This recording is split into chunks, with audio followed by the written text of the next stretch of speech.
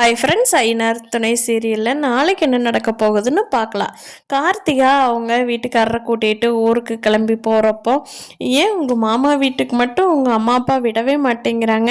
என்ன சண்டை, சொத்து தகராறு மட்டும்தானா? இல்லை ஏதாவது 4 பசங்க இருக்காங்க, உனக்கு இது கல்யாணம் பண்ணிக்க கேட்டு கொடுக்க மாட்டேன்ட்டாங்களா? என்னன்னு தெரிஞ்சுக்கலான்னு தான் கார்த்திகா கேட்குறேன். உனக்கு ஒன்றும் பிரச்சனை இல்லையே அப்படிங்கிறாங்க. இல்லைங்க, அதெல்லாம் ஒன்றும் இல்லை. நான் சேரன் மாமாவுக்கு தான் கல்யாணம் பண்ணி கொடுக்க சொல்லி என்ன கேட்டாங்க. ஆனால் எங்கள் வீட்டில் ஒத்துக்கல. அந்த வீட்டில் போய் 4 ஆம்பளை பசங்க இருக்கிற பக்கம் நீ போய் இருக்க முடியாதுன்னு சொல்லி எங்கள் வீட்டில் ஒத்துக்கல. ஆனால் அதுக்கு முன்னாடியே சொத்து தகராறு இருந்தது தான் அப்படின்னு சொல்லி நடந்த உண்மையில் ஏறத்தாழ சொல்கிறாங்க கார்த்திகா. அதை கேட்ட அஸ்வினும் பெருசாக ஒன்றும் ரியாக்ட் பண்ணல. ஓ அப்படியா அப்படின்னு சரின்னு கேட்டுருக்கிறாரு. அடுத்த நாள் காலையில் கார்த்திகாவுக்கு ஃபோன் பண்ணுறாங்க அவங்க அம்மா அப்பா. அப்போ கார்த்திகாவோட பேசிட்டு மாப்பிள்ளைகிட்டும் குடுடி பேசுகிறேன் அப்படிங்கிறாங்க.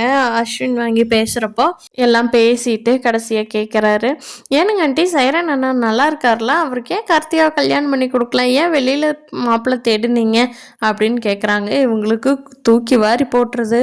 ஐயோ அவள் என்ன உளறி வச்சாலோ தெரியலையே அப்படின்னு சொல்லி, இல்லைங்க ஆண்டி நேற்று நாங்கள் போயிருந்தோம்ல, ரொம்ப நல்லா பார்த்துக்கிட்டாங்க, ரொம்ப தங்கமான மனுஷங்க ஆண்டி, அவங்ககிட்ட இருக்கிற பிரச்சனையை முடிச்சுக்கிட்டு நீங்கள் அவங்களோட சுமூகமாக இருக்க பாருங்கள், நல்லா இருக்காங்க அப்படின்னு சொல்கிறாங்க. சரிங்க மாப்பிள்ளை, நாங்கள் பார்த்துக்குறோங்க மாப்பிள்ளை அப்படின்ட்டு ஃபோனை வச்சிடுறாங்க. இங்கே இன்டர்வியூ போன நிலாவுக்கு எதுவுமே பேசாமல் சோழன்கிட்ட வாங்க வீட்டுக்கு போகலான்னு கூட்டிகிட்டு போன நிலா போகிற வழியில் எனக்கு பிரியாணி வேணும் எல்லாத்துக்கும் வாங்கிக்கலான்னு சொல்லி வாங்கிட்டு போகிறாங்க. அங்கே போய் பல்லவன் நீ அப்படின்னு கூப்பிட்ற, டே போடா போய் ஐஸ்கிரீம் வாங்கிட்டு வாடா அப்படின்னு சொல்லி பல்லவனை அனுப்பிச்சி வச்சிட்றாங்க.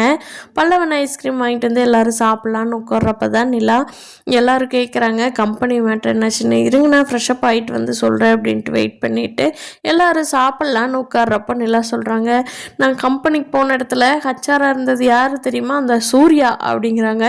எல்லாத்துக்கும் கேட்டதும் தூக்கி வாரி போட்டுருச்சு. அப்போ வேலை அம்போலாம் கண்ட கனவெல்லாம் போச்சா அப்படிங்கிறாங்க சோழன்.